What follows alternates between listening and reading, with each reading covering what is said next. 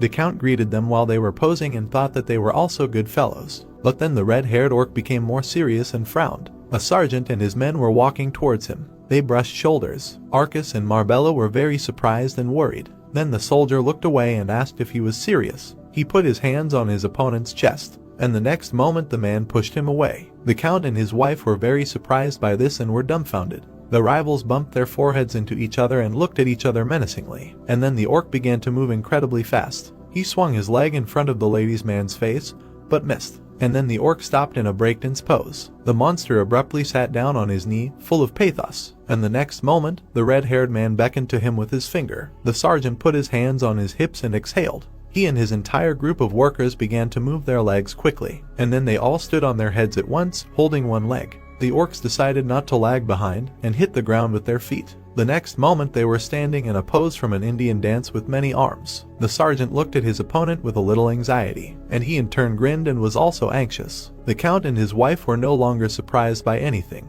They calmly left the strange battle and the dance with a smile on their faces, and then Arcus thought that they were all a little strange, but definitely good people, or more precisely people and orcs, and deciding to improve, he thought that they were good living organisms. But then bone creatures passed by them, who wished them good morning, and then the Count was completely confused trying to understand whether this was living matter. But then he smiled and thought that the main thing is that there is peace in the estate and he is happy. During the couple's horse ride, they saw Salida burning waste and thought that it was a little strange. But in the main square, believers gathered near the statue of a hero with a shovel and began morning prayers. On the other side were the people from Isfahan who were also praying, and the Count thought that the situation was getting stranger and stranger. And still, there was no happier person in the world. Then they were pleased by being called from the side and informed that their son had arrived. The hero was half naked and happy, and Xavier, who was sitting next to him, was in despair. The Count